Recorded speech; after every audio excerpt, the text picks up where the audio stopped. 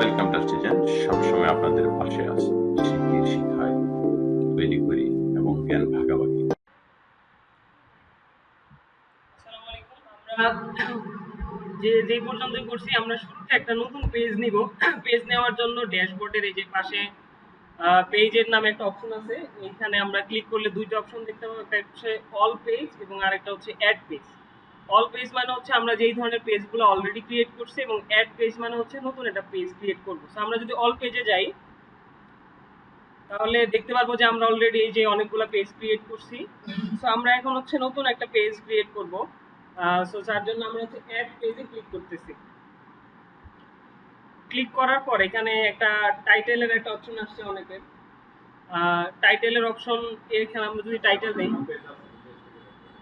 আচ্ছা ঠিক আছে, আমাদের এখানে অলরেডি হোম পেজ করা আছে, এখানে নাই তো। হ্যাঁ আচ্ছা, এইটাকে আমরা যখন আমরা হচ্ছে এডিট করব, এডিট করার জন্য এডিট উইথ এলিমেন্টরে ক্লিক করব। যেহেতু আমাদের পেজ বিল্ডার আমরা এলিমেন্টর ইউজ করতেছি।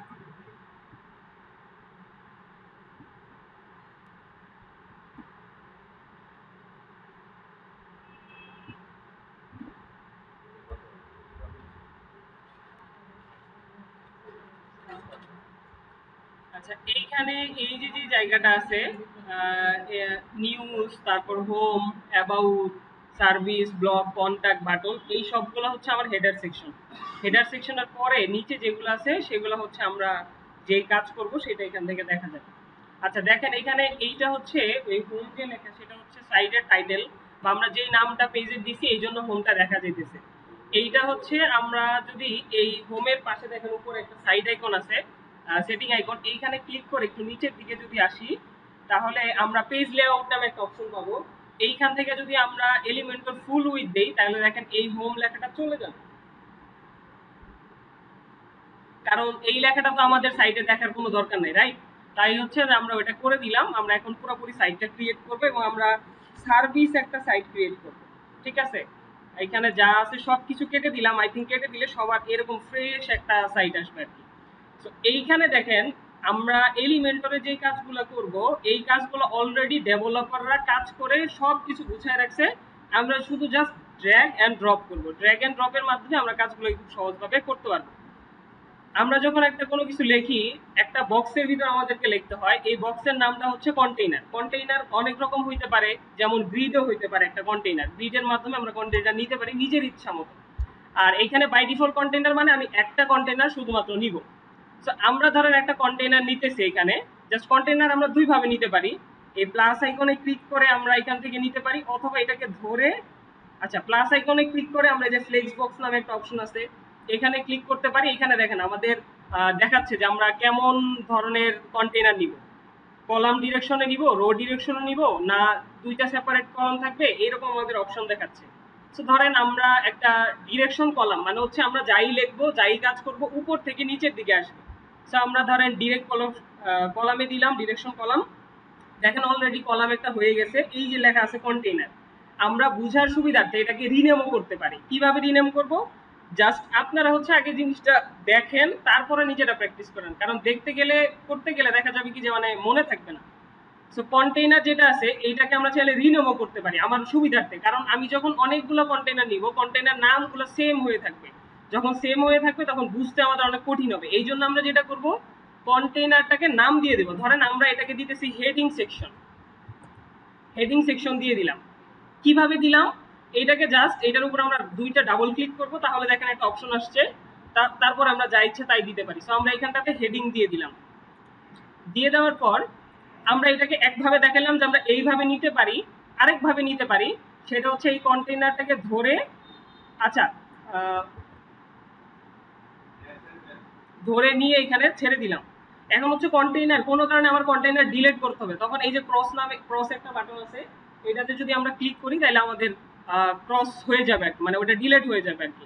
সো আমরা দুই ভাবে হচ্ছে কন্টেইনার নিতে পারি। এই যে আমরা একটা কন্টেইনার নিলাম, কন্টেইনারে এখানে আমরা একটা নাম দিলাম হচ্ছে হেডিং, হেডিং দিলাম। হেডিং দেওয়ার পর হচ্ছে আমরা চাচ্ছি যে এখানে অনেক কিছু একটা লিখবো আর কি। দেখেন আমাদের এখানে সাইডে একটা অপশন আছে যে এডিট কন্টেইনার, মানে আমরা চাইলে কন্টেইনারের সাইজটা, কন্টেইনারের ডিজাইনটা আমরা করতে পারবো, যেটা হচ্ছে বাই ডিফল্ট আমাদের সিএসএস এ করতে হয়।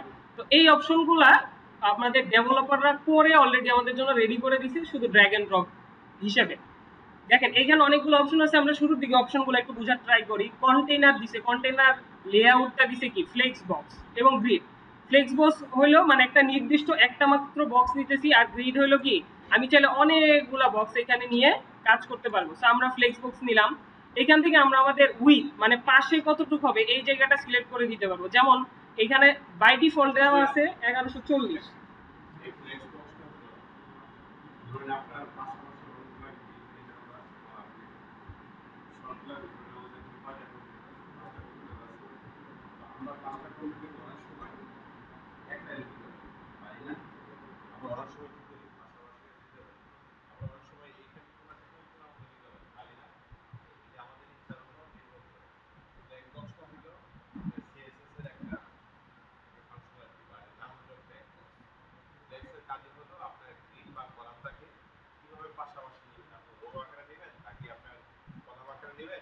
আপনি একা লাগাই দিবেন, ঠিক আছে? তো এই ফ্ল্যাগ বক্সের কাজটা হলো এটা। তো এখন আমরা যখন আবার আরেকটু বাইরে যাচ্ছি, আপনার ডেভেলপমেন্টে যাব, ফ্ল্যাগ বক্সের সময় মিলে দেখা পাই ফ্ল্যাগ বক্স কিভাবে কাজ করে। তো এটা হলো ফ্ল্যাগ বক্স। আরেকটা কি আছে এখানে ফ্ল্যাগ বক্সের পর আরেকটা grid grid detail set type. এটা হলো ধরে প্রত্যেকটা আমরা আগে বলছি যে প্রত্যেকটা ডিভাইসের ভিতরে আমার ফোন আছে, আমি একটা আপনার কন্টেইনার তৈরি করছি, কন্টেইনার আমার ফোন সাপোর্ট করে। এই ফোনের সাপোর্ট করার জন্য আমার এই ফোনের যে রেজুলেশন আছে 360 সেটা আপনি এটাকে ডিটেইলস আপনি শো করে এবং পোর্টেবল করার জন্য আমার এই ডিভাইসটা দেখা যায়। এই এরকম আমার ফোনে কিন্তু তারপর আমার ট্যাব আছে, ট্যাব সম্পর্কে এরপর আমার ল্যাপটপ আছে, এরপর আমার বড় স্ক্রিন আছে, ঠিক আছে? প্রত্যেকটা পার্টের পার্টি স্ক্রিনে যদি আপনার শো করে সেজন্য এই জায়গায় নেওয়া ফ্লেক্সটাও সেম এরকম টাইপের আছে, ঠিক আছে? আচ্ছা, এরপরে যেই জিনিসটা আসতেছে সেটা হলো উইথ, মানে হচ্ছে আমি যেই কন্টেন্টারটা নিলাম এই কন্টেন্টারের জায়গাটা কতটুকু হবে। এইখানে বাই ডিফল্ট দেওয়া আছে 1140, এইটা আপনি আপনার ইচ্ছা মতো নিতে পারেন। আপনাকে ক্লায়েন্ট যখন কাজ দিবে যে আমার সাইটটা এরকম হবে, তখন এটা আপনি কাস্টমাইজ করতে পারবেন। আমরা আপাতত এটাতে হাত দিচ্ছি না। এরপর আরেকটা জিনিস আছে হচ্ছে মিনিমাম হাইট, মানে আমার হাইটটা কতটুকু হবে। এইখানে দেখেন আমরা যদি এটাকে বাড়াই কমাই, দেখেন চেঞ্জ হচ্ছে কি, চেঞ্জ হচ্ছে না। এইখান থেকে আমরা আমাদের বাড়াইতে কমাইতে পারবো। অনেক অনেক সময় আসবে যখন দেখা যাবে যে আমার এতটুক মিনিমাম হাইট লাগবেই, তখন আমরা এটাকে ফিক্সড করে দিব। তবে আপাতত আমাদের যেহেতু ওই লেভেলে যাচ্ছি না, আমরা এটাকে ডিলিট করে দিলাম, আমাদের আগের মতো চলে আসলো। আচ্ছা, এরপরে আমাদের যে জিনিসটা আছে সেটা হলো ডিরেকশন, মানে আমাদের কলামের ভিতরে আমরা যে জিনিসটা লিখবো সেটা কিভাবে হবে। সাইড বাই সাইড হবে, উপর থেকে নিচে হবে, না কিভাবে হবে, ডান থেকে বামে আসবে না নিচে থেকে উপরে আসবে। এইটার জন্য হচ্ছে ডিরেকশন। এখানে দেখেন রো আছে হরিজন্টাল, তারপর কলাম আছে ভার্টিক্যাল, তারপর রো আছে রিভার্স, মানে হচ্ছে নর্মালি হচ্ছে আপনার বাম দিক থেকে ডান দিকে যায়, আর এটা দিলে হচ্ছে ডান দিক থেকে বাম দিকে আসবে। এরপর আছে হচ্ছে জাস্টিফাই কন্টেইনার। আচ্ছা চলেন তাইলে এটার ভিতরে একটা কিছু লিখলে বাকিটা আমরা এখান থেকে দেখতে পারবো। আচ্ছা, আমরা ধরেন এখানে একটা হেডিং দিব। হেডিং দেওয়ার জন্য দুই ভাবে দিতে পারি। নাম্বার ওয়ান হচ্ছে প্লাস আইকনে ক্লিক করব, তাহলে দেখেন উইজেটের অপশন চলে আসছে। অথবা আমরা এইখান থেকে প্লাস আইকন ক্লিক করতে পারবো। ক্লিক করে দেখেন এই সার্চ উইজেটের ওইখানে আমরা যদি লিখি হেডিং, তাহলে একটা অপশন চলে আসছে। এটাকে নিয়ে জাস্ট এটা মাঝখানে ছেড়ে দিব। ছেড়ে দিলে দেখেন একটা লেখা চলে আসছে যে add your heading text here. So এইখানে ধরেন আমরা একটা নাম দিলাম সার্ভিস। আচ্ছা, সার্ভিস একটা নাম দিলাম। এখন দেখেন এই যে লেখাটা আমার, এইটা কিন্তু হচ্ছে যে একটা কন্টেইনারের ভিতরে আমার এই লেখাটা আসছে। এইটাকে আমরা হচ্ছে অনেকভাবে জাস্টিফাই করতে পারবো কন্টেন্টটা। দেখেন আমি যদি স্টার্টে দেই তাহলে শুরুর দিকে আসবে, সেন্টার দিলে আমার হচ্ছে কন্টেন্টটা মিডলের দিকে আসবে, মানে যতগুলো কন্টেইনার আছে, এবং হচ্ছে এন্ড দিলে শেষের দিকে শুরু হবে। আর অ্যালাইন আইটেমস হলো মানে আমার এই কন্টেইনারের ভিতরে আমি একটা আইটেম চিনছি যার নাম হলো হেডিং। এটাকে যদি আমি স্টার্ট দেই তাহলে শুরুতে শুরু হবে, সেন্টার দিলে মিডলে আসবে, এন্ড দিলে কি হবে শেষে চলে যাবে, যেমন এই দেখেন শেষে চলে গেছে। এবং স্ট্রেস দিলে হচ্ছে যে যা দিব এটাকে সমান সমান স্পেস দিয়ে বসায় দিবে। তো ধরেন আমরা এটাকে সার্ভিস যেহেতু দিচ্ছি এই লেখাটাকে আমরা সেন্টারে দিচ্ছি। আচ্ছা, আমরা সেন্টারে দিলাম, দেখেন আইটেমস দেওয়ার পরে সেন্টার হইলো। এখন আমাদের এই সেন্টামসের সেন্টারের অপশনটা গেল। এরপর দেখেন গ্যাপ নামে একটা অপশন আছে। গ্যাপ অপশনটা হলো কি ধরেন আমি একটা লেখা বা আমি একটা কাজ করতেছি, এরপরে পরের কাজটা কতক্ষণ পরে শুরু হবে বা কতটুকু দূরত্বে শুরু হবে। ধরেন আমরা এখানে আরেকটা হেডিং নিলাম, নিচের দিকে ধরেন একটা হেডিং নিলাম, এই দেখেন এই হেডিং থেকে আমাদের এই হেডিং এর মোটামুটি বেশ একটা দূরত্ব আছে, তাই না? এই হেডিং থেকে এই হেডিং এর একটা ভালো একটা দূরত্ব আছে। আমরা চাই যে আমরা এই দূরত্বটা একটু বাড়াবো অথবা কমাবো। তো সেই ক্ষেত্রে হচ্ছে আমরা দুই ভাবে করতে পারি। প্রথম কথা হলো, দেখেন আমরা এখন কোথায় আছি? এডিট হেডিং এ আছি। তার মানে আমরা যদি এটা কাজ করতে যাই, আমাদের মূল যে কন্টেইনারটা নিছি সেই কন্টেইনারটা সিলেক্ট করে তারপর আমাদের এডিট করতে হবে। তাহলে আমরা দুই ভাবে কন্টেইনারটা সিলেক্ট করতে পারি। এক হচ্ছে আমরা এই যে দেখেন স্ট্রাকচারের উপরে হেডিং এর উপরে ক্লিক করলে আমাদের দেখেন চেঞ্জ হয়ে গেছে, আগে ছিল হেডিং এখন হচ্ছে কি কন্টেইনার, এইভাবে করতে পারি। অথবা হচ্ছে দেখেন আপনি যখন এটার উপরে ড্র্যাগ করবেন, এই যে এখানে 6টা বাটন আছে, এইটার উপরে ক্লিক করলে আপনার কন্টেইনারের অপশনটা চলে আসবে। দেখেন আমরা চাচ্ছি গ্যাপটা একটু বড় হোক, 40, দেখেন 40 পিক্সেল দিছি, মানে রয়ের দিকেও 40 কলামের দিকেও 40। এটা দেখেন অলরেডি আমাদের হচ্ছে ভালো একটা দূরত্ব হয়ে গেছে। কিন্তু আমরা চাইতেছি যে না, ঠিক আছে আমরা দূরত্ব রাখবো না, আমরা 10 পিক্সেল দিলাম অথবা 0 দিলাম, 1 দিলাম, দেখেন কাছাকাছি চলে আসছে, অথবা 0 দিলাম, এরকম চলে আসছে। সো আমাদের এইটা হচ্ছে আমাদের গ্যাপের কাজ। আচ্ছা ঠিক আছে, আমাদের এখানে এই হেডিংটা আপাতত লাগতেছে না। সো আমরা এইভাবে একটা কন্টেইনার নিলাম, যে কন্টেইনারটাকে আমরা হেডিং অপশন হিসেবে রাখলাম। এখন আমরা চাইলে এই কন্টেইনারটাকে স্টাইল করে অনেক সুন্দর করতে পারবো। কিভাবে দেখেন, এইটার জন্য আমাদের সিএসএস করতে হয়। এই সিএসএসটা ডেভেলপাররা এখানে স্টাইল হিসেবে রেখে দিছে। স্টাইলে যখন ক্লিক করব,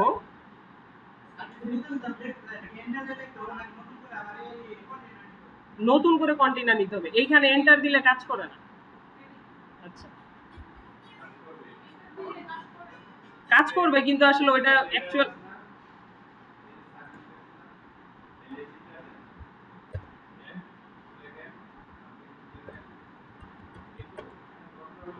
আচ্ছা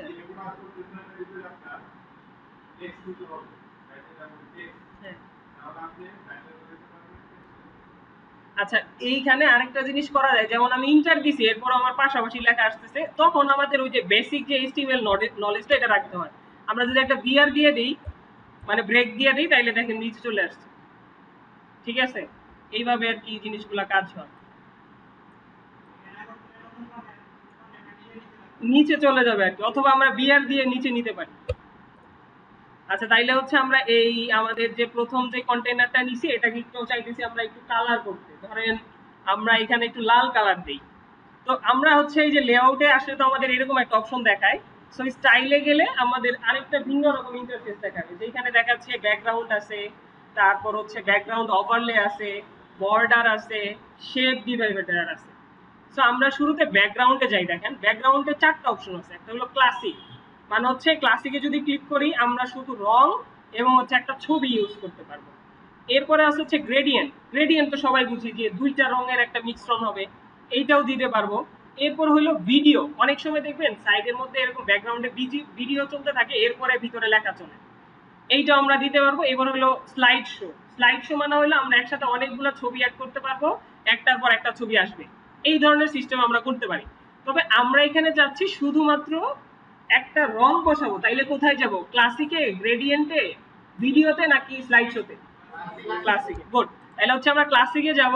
ক্লাসিকে যাওয়ার পরে আমরা এই যে দেখেন এইখানে ডিফল্ট নামে একটা চিহ্ন দেওয়া আছে, এইটার পাশে একটা রুম আছে, এইটাতে যদি আমরা ক্লিক করি দেখেন আমাদের কাছে পুরো একটা কালার পিকারের অপশন চলে আসছে। এইখান থেকে আমরা আমাদের ইচ্ছা মতো রং নিতে পারবো, অথবা আমরা যদি চাই নিজেদের মতো এখানে কোডও বসাইতে পারবো, কোডের মাধ্যমে রং নেওয়া যায়। সো আমরা লাল রংটা নিলাম, দেখেন আমাদের অলরেডি কিন্তু আমাদের কি হয়ে গেছে, রংটা চেঞ্জ হয়ে গেছে, রাইট? আচ্ছা এরপর হলো ব্যাকগ্রাউন্ড ওভারলে। ব্যাকগ্রাউন্ড ওভারলে জিনিসটা হলো কি, আমি চাইতেছি এর উপরে আরো একটা কিছু দিতে, যেন টেক্সচার আমরা অনেক সময় দেই, তবে আপাতত আমরা ওইদিকে যাচ্ছি না। ঠিক আছে, এখন দেখেন আমরা একটা লাল রং দিয়ে দিলাম। উপরের দিকে প্রিভিউ চেঞ্জেস নামে একটা অপশন আছে, এইখানে দিলে আমি অ্যাকচুয়াল ভিউটা দেখতে পারবো যে আসলে বিষয়টা কেমন দেখাচ্ছে। দিলাম,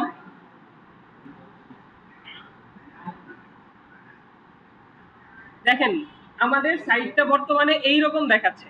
সো আমরা দেখি যে এই লালের মাঝখানে এই যে কালারটা আমাদের আছে, এটা ভালো লাগতেছে না, রাইট? সো আমরা চাইতেছি এটাকে হচ্ছে একটু কালার দিতে। তাইলে বলেন তো আমি এখন কন্টেন্ট অপশনে আছি, আমি যদি এটাকে কালার দিতে চাই কোন ট্যাবে যাব? কোথায় যাব? স্টাইলে যাব। অবশ্যই কই যাব? স্টাইলে যাব। অবশ্যই কিন্তু আমার ওই জিনিসটাকে আগে সিলেক্ট করতে হবে। আমি যেইটারই স্টাইল করব, যেইটারই কাজ করব, আগে ওইটা আমার সিলেক্ট করতে হবে। যেমন যেমন আমি এখন সার্ভিসের উপরে ক্লিক করছি, যার কারণে এটা সিলেক্টেড হয়েছে। আমি যদি কন্টেইনারের উপরে ক্লিক করি তাহলে কন্টেইনার সিলেক্ট হবে।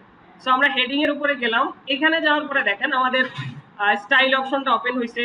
এখানে চারটা অপশন আছে, একটা হচ্ছে অ্যালাইনমেন্ট। অ্যালাইনমেন্ট হচ্ছে আমরা লেফট থেকে শুরু করতে পারবো, সেন্টার থেকে শুরু করতে পারবো, রাইট থেকে শুরু করতে পারবো।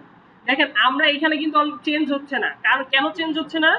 কারণ আমরা হেডিং এর ক্ষেত্রে ওইখানে কি দিয়ে রাখছি? সেন্টার। চলেন সেন্টারটাকে আমরা উঠাই দিই। কিভাবে উঠাবো? জাস্ট যেইখানে দিছিলাম ওখানে ক্লিক করলাম, দেখেন লেখা একদিকে অন্যদিকে চলে গেছে। এখন কেন এই বাম দিকে ডান দিকে চলে আসছে? কারণ আমরা অ্যালাইনমেন্টে কি দিছি? রাইট। তাহলে যদি এটাকে আমরা মাঝখানে দিতে চাই কি দিব? সেন্টার দিব। ওকে, সেন্টার হয়ে গেছে। এরপর আসতেছে টাইপোগ্রাফি, মানে হচ্ছে এখান থেকে আমরা আমাদের ফন্ট গুলাকে চেঞ্জ করতে পারবো।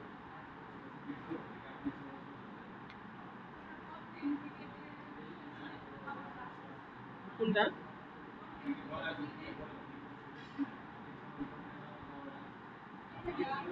আচ্ছা আসবে, দাঁড়ান একটা সেকেন্ড। মানে হচ্ছে একটু টাইম দেন, এটা দেখেন, না হইলে পরে আমি দেখাচ্ছি। আচ্ছা, তো আমরা এখন চাইতেছি এই ফন্টটা আমার ভালো লাগতেছে না, আমি একটু সুন্দর ফন্ট দিব। সো টাইপোগ্রাফিতে গেলে এইখানে এই যে একটা অপশন আছে এডিটের মতো, এটাতে ক্লিক করলে আমরা এখানে গুগলে যত ধরনের ফন্ট পাওয়া যায় অলমোস্ট সব ধরনের ফন্ট এখানে আছে। সো ধরেন এইখানে আমাদের বাই ডিফল্ট ফন্ট আছে হচ্ছে রোবোটো, এটা একটা ফন্টের নাম। আমরা একটু স্ক্রল করি, এইখান থেকে আমরা সাইজ সিলেক্ট করতে পারবো দুই ভাবে, একটা হচ্ছে নিজের মতো পিক্সেল বসে, অথবা হচ্ছে এইভাবে বড় ছোট করে। দেখেন বড় হচ্ছে, ছোট হচ্ছে, এরকম হচ্ছে।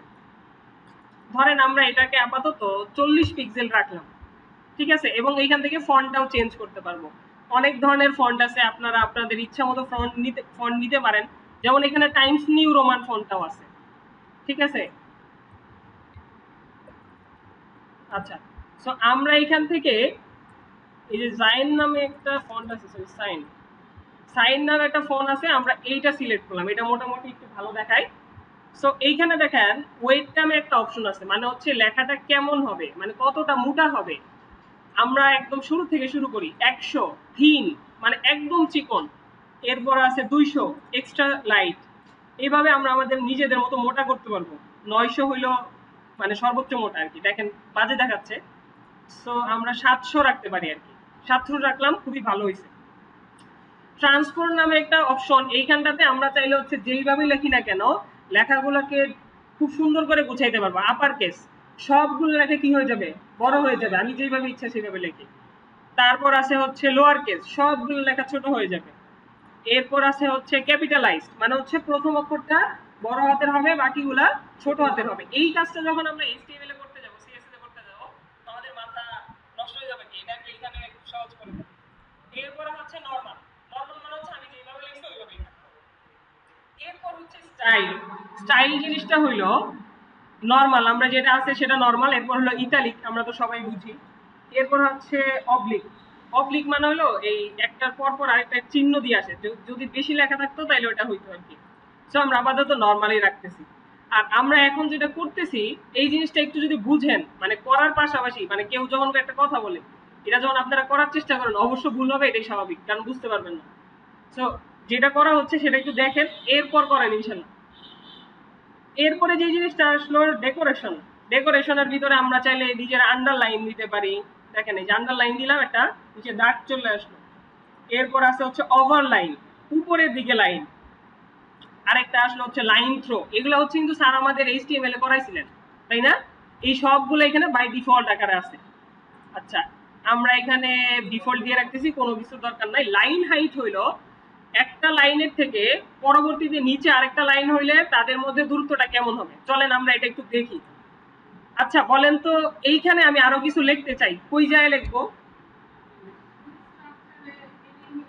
কন্টেন্ট নামে যে পাশে যে অপশন আছে আমরা এইখান থেকে লিখতে পারবো। কন্টেন্টে গেলাম, ধরেন এখানে লিখলাম সার্ভিস বাই ই লার্নিং।